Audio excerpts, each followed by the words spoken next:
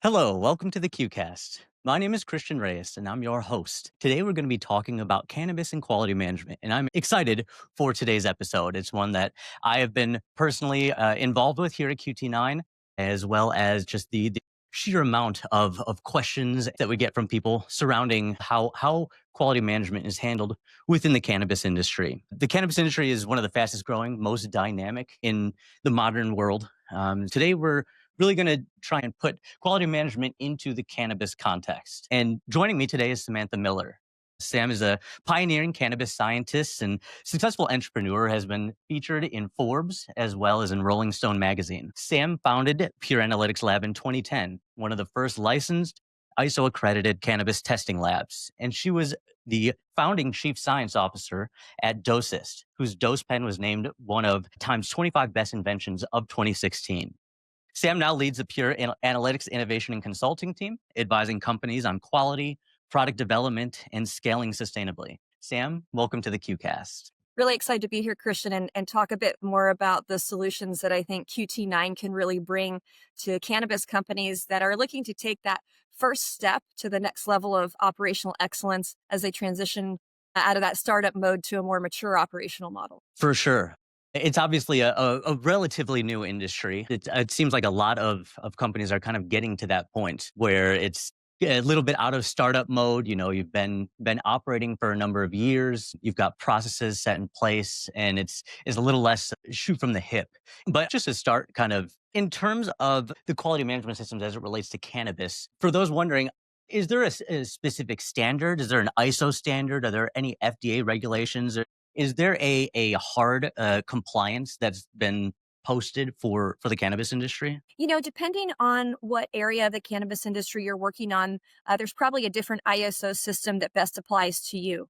For example, in cannabis laboratory analysis, ISO 17025 is actually prescribed by the regulations, so a requirement. In other cases, in say a manufacturing type business, ISO 9001 may be more appropriate. In a cultivation business, it might be GACP or it might be ISO 22000. Also in manufacturing might be ISO 22000 or a combination thereof. So there's a lot of different flavors of ISO, so to speak, to choose from. And in some cases, it may be a combination of different types of quality systems. Say for a business that has complexity and is operating across multiple different license types within a regulatory system, they may have a need for a GACP for their cultivation side, and a need for ISO 22000 as they move into the making of their products and the control of those outputs. So there's definitely a variety of systems to look at.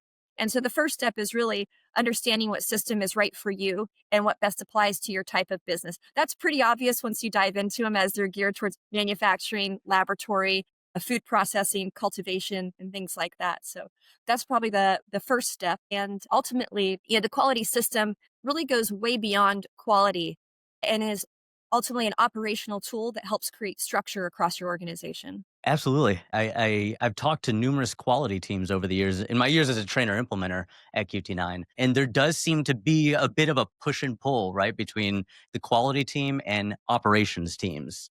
And engineering and finance and marketing. Yes, indeed.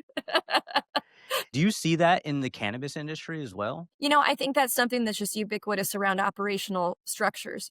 There's often natural alliances between different factions and companies, and kind of natural tensions. I often say, there's a natural tension between engineering and operations. Often, one is the developer of the idea, and the other is the one that actualizes it. And in between that, there's both collaboration and the tension. And often, that's where operational excellence actually arises from.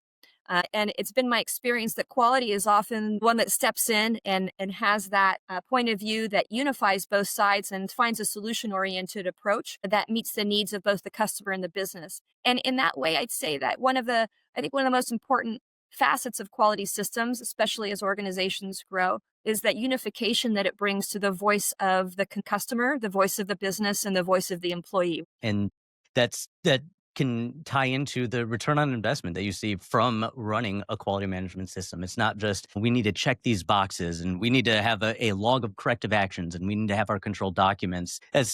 Not necessarily the best way to look at quality, right? It's just a box to check off. Well, that's an interesting comment, Christian. And quality can very easily become a cost center, but in its best form, quality is something that helps propel the business forward, that helps the business save money because it's driving operational excellence, it's driving efficiencies, it's identifying things that aren't working and finding a solutions oriented approach that's in alignment with, say, Lean or Six Sigma or the other operational excellence initiatives a company has and making things work. And I think that quality, as we've been talking about, is just becomes a very unifying force across all of that. Yes. Yeah, absolutely. In regards to how cannabis companies currently approach their QMS, obviously you work with a number of different clients. In general, how do you see most of cannabis companies approaching quality management?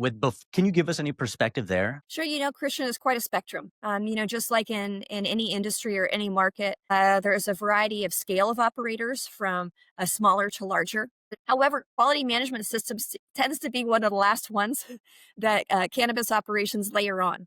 I'd say in smaller companies, quality probably takes the form of it may just be a technician or a lead who's checking the quality of product on the line. And other facets of what would traditionally be a quality role are spread across multiple different individuals in an organization. I'd say that's probably the scrappier, smaller company mode where you see everybody participating in quality, but it's not necessarily anybody particular's responsibility. Sure. Uh, Sure. then you see other more mature companies who have done the development of a quality department. They've hired qualified personnel. They've implemented systems. In many cases, one of the things I see around quality in cannabis is that they may hire in the people, very qualified people who build great systems, but because at the very top, the management isn't aware of the function of quality systems, how they work, and the magic, quite frankly, that they bring to an organization, they don't necessarily provide the support and the buy-in that you truly need in the best implemented quality systems to get the broad adoption and the culture change that comes with it.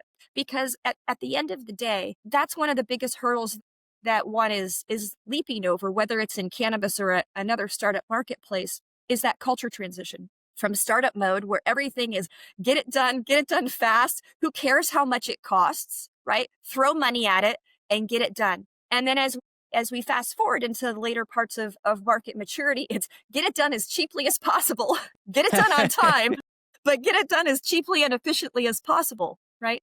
And so that what goes along with that, of course, is having to build additional systems that focus on efficiency and cost. And there's a change in culture around that that has to happen for that adoption to truly be reflected across the organization from engineering to operations to marketing and finance. So I'd say that's one of the biggest hurdles, and it's probably the place that a lot of cannabis companies find themselves is in that transition phase with systems that perhaps they've built. Maybe they've got a document system, maybe they've got a corrective action system, but it's not being lived 100%. And that's probably where I see the majority of the larger companies in cannabis existing right now is in that state. And they just need, as I said, that final and a keystone moment, resource, and tool to take them to the next level and to really drive that culture change. Absolutely. As we've discussed, there isn't a specific standard, but as with every industry, quality has a terminology, right? Some jargon that Yes. is prevalent throughout the standards, throughout documentation, what have you. For cannabis companies that are kind of new to the quality game, this jargon can be a barrier to entry, right? It can be a little bit hard to understand. I agree. Do you have any suggestions or any specific, resources that you would point a cannabis client to in terms of that very initial introduction to quality and, defining quality terms within the context of cannabis? Well, Christian, it's interesting. I think, jargon is a choice Yeah. that you make, but you don't have to live that. One of the things I thought that I saw about the QT9 software interface when I compared it to other quality management software solutions was just how actually intuitive the language was and how absent jargon that may be alienating is to people. And I'd say at the end of the day, the problem with jargon is it's just that. To many people, it's alienating. And when you consider that, there's many tiers of a company that are going to engage with a quality management system and the tools associated with it. Some of those people may be quality professionals, and some of them are certainly not. Some of them may be the lowest level workers in the company who are interacting with the tool and with the system. It needs to be intuitive and clear and understandable to everyone. And so just because the standard ISO language uses particular words, it doesn't mean that you have to use those. You can use words that mean the same things, that are easier, more intuitive to your staff to understand. And in many cases in cannabis, between management and workers, there may also be a difference in native language. And in that case, a jargon actually becomes even more difficult to use. And Oh, it's yeah. important to choose intuitive language to use to implement your system. And like I said, it's one of the things I really like about QT9 is it really doesn't force the jargon on you. It's up to you how you're going to reflect that within your system. But in terms of the interface, very clear and very intuitive and easy for a team to learn and implement, even if they don't have a deep background in quality systems, which in the case of most cannabis companies is what you should expect to be the case. Sure, sure. No, that makes sense. As we discussed, there's not a particular regulation that says you need to have this quality management system. There isn't a specific way that the quality management system needs to be documented. But that being said, obviously, as you and I well understand, there is a huge benefit to putting these systems in place outside of just we need to have something that complies with this regulation. It's looking at it like you said, as taking quality kind of out of just a cost center where you're paying this to check this box, but Yes. it's actually a tool or an archetype that you can use to strategically grow, to scale your company, to enter new markets. Product development, literally every facet of business can be driven by the principles that are established within the quality management system. Could you just touch on for a few moments some of the tangible benefits that you've seen with companies that you've worked with in the cannabis industry that have taken formal steps to putting a QMS in place? Yeah, there's so many benefits. And at the end of the day, it helps institute an operational excellence mindset. As I said, I really feel like the first step to that next level of growth for any business is the culture shift that happens from startup to that more sustainable business model. And it's actually the tools I think that we put around it. One of which is the type of reporting and executive dashboard visibility that you can get from having implemented these systems. One of the things that people in cannabis really struggle with at the top is making decisions based on data rather than a thumb in the wind. So when your systems aren't talking to each other and they're not coordinated, it's really difficult to say, what is my cost really in this area? What are the major risks to my business? I've got X capital dollars to spend in this period. Where are they actually best spent to prevent risk, to promote growth? Quality management systems and the data gathering and the reporting that it does provides really key visibility to do data driven decision making at the top level of a company, whether it's cannabis or otherwise. But that's one of the things that cannabis companies really struggle with. Now, there is a lot of regulation. It's actually one of the biggest operational challenges that cannabis companies have is they have this very long list of very specific requirements that they will be audited upon, and that they actually it represents an enormous risk to their business that if they don't meet one of those requirements, they could lose their license. They could be fined a significant fine, $40,000, $50,000, $100,000, $200,000. These are the kinds of fines that you see around cannabis license violations, right? And so there's a long list of requirements for manufacturing, a long list of requirements that's different for cultivation, and similarly for laboratory. And so the quality management system becomes a structure which you integrate all of those requirements into the organized structure of the quality management system. And it creates a cohesion across, for what many licensees feels like a scattershot of requirements. You can actually create a cohesion across those requirements that drive results for your company, that create efficiency in your reporting requirements to your regulatory agencies, and have you in the ready for any audit that could cross your desk. And that, Christian, is becoming more and more important. As cannabis markets mature, regulators do as well. And what we're seeing is that while there's been an absence in regulatory action in the last, say, 3 to 5 years in many of the large markets, there's been quite a step up. California is one state to note where there's been a significant increase in regulatory enforcement. So it was a case where operators could have gone for a couple of years at a time, perhaps, without an audit, without a regulatory inquiry. So maybe I'm not going to fill out that form each time because, again, it wasn't part of a cohesive system, just part of a list of requirements that needed to be fulfilled. In integrating those requirements into a quality management system, it makes it easier for your team to fulfill. It creates systems of accountability and visibility to senior management. So you know if these things are happy or not. You can evaluate your own risk and you can take action if you need to say, we need to apply more resources to this regulatory requirement that's not getting done. We need to be in compliance. So I think in that way, the quality management system, the way it shows up now and the way it could show up in the future for cannabis is really something that's going to drive the odds of is who is more successful and not. For brands that are scaling to new states, what's kind of the minimum viable QMS processes that you would see or that you would suggest that keep quality consistent across co-manufacturing sites? They really need a complete system. They really do, Christian.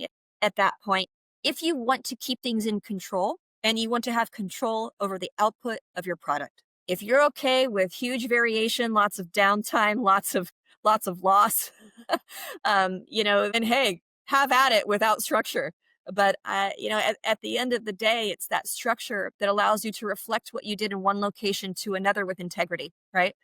One of the things that was a big lesson for me in ISO and the building of systems was building my own laboratory. We started out very small as just a few people. And even though I'd come from very large companies with huge quality management systems, I thought to myself, is this really necessary for 3 to 5 people? Do I really need all these controls, or am I just adding cost by putting all these requirements on my operational work I can control the outputs of 3 to 5 people, can't I?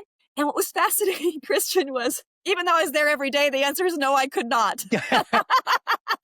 No, I could not. And it was a lesson I had to learn for myself because it was obvious to me, yeah, you need it for a 100-person company. Of course you do. I needed it for my 5-person company too, to control the outputs, to maintain the integrity. And that's even more of the case when you're taking an already functional, complex organization that's already grown to a certain, size of significance, and then reflecting that in a whole nother physical space with a whole nother team. You got to have great documentation. You got to have great change control. You have to have excellent corrective action, preventative action. You need management reporting. You need internal audit.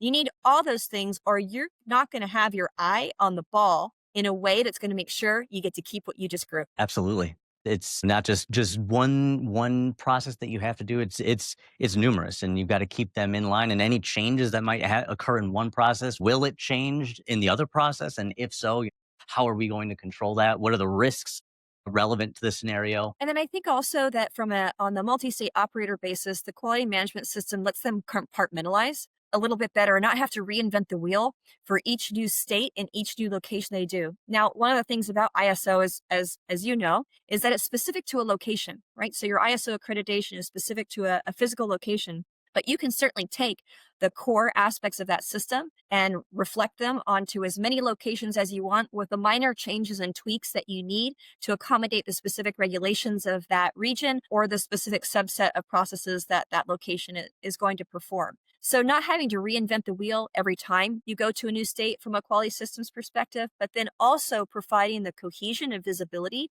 of all your different locations, quality systems rolled up into one dashboard view is really valuable. Absolutely. Absolutely. I just wanted to get a little bit of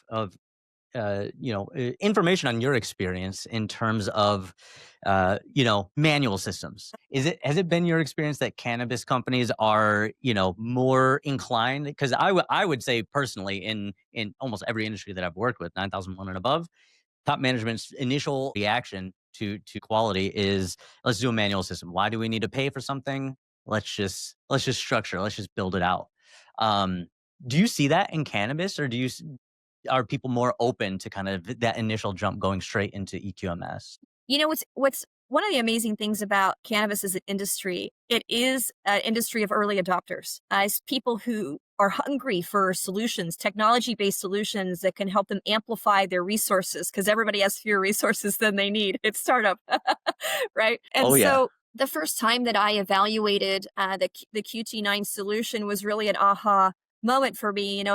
At the end of the day, I first approached it just looking for some document control software because that's probably the majority of companies that I've worked with. At the very minimum, they'll have a document management software.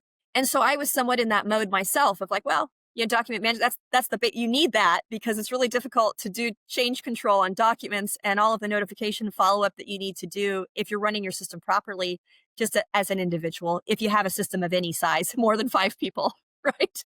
Yeah. So I went into it with the mindset of what I really needed was document control. But when I got into the software and I saw everything that it did for me and understood what that meant in the context of my role as a quality manager or quality director in different jobs that I've had, it was a no-brainer from a value perspective. And I think that's really the beauty of a QMS solution is that it really does allow you to amplify your resources. And the automation lets you focus on the value added work and quality. Why you're there as a quality professional isn't just to email people like, hey, did you get your car done? Right? To really bring your knowledge to the table and help propel your company forward. Because I tell you, quality people, they are hands down the most passionate people in any business that I have ever met. They care so much. That's why they do what they do. You can't be in quality and not care, right? Yep.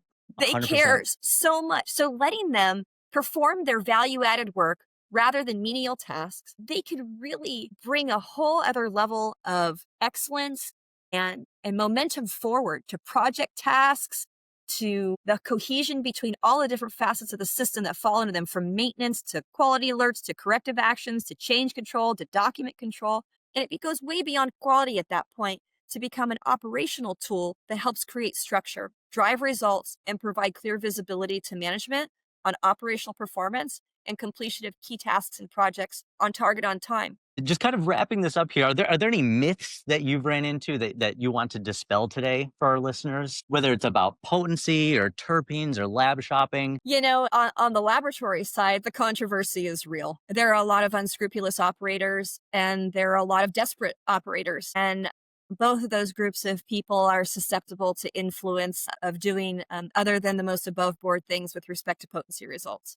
I ran the longest operating cannabis laboratory in the US for 15 years. The reason I actually stopped providing laboratory services was it just wasn't an environment in California that I felt I could operate in because of the context of people demanding that you falsify their results. So the Wow. clients actually overtly demand falsification of their results. And if you won't falsify their results, you won't get the business. There was probably even the last 6 months that I provided laboratory services, over 30 people who expressly said that to me. We think you're great, great service. We love working with you, but we need potency results that are up here, which were about 50% higher than what their actuals were. Oh, wow. So the inflation rate, it has varied over time. The majority of service providers seem to inflate about 25 to 50%. Some of them actually double results, and that's real. There's lots of, I would say every time you hear a story from your lab about why their results are better, just understand that that's a story. At the end of the day, there will be a reckoning because it's not sustainable what's happening right now. And as I mentioned during our discussion, regulatory agencies across the US are stepping up enforcement, understanding this is a real problem, and also understanding what are the controls that need to be in place and what are the types of investigations and what data to investigate. There are many ways to falsify data, and it's happening in many, many different ways. And so that's the challenge of the regulators is understand what is a true value and then what is an influenced value. And to date, that's been difficult for them to discern. It recently seems to become much easier. So I'm hopeful that through the pressure that regulators put on the industry, that you will see a rationalization back to actual results in cannabis, where the average, is in the low 20s.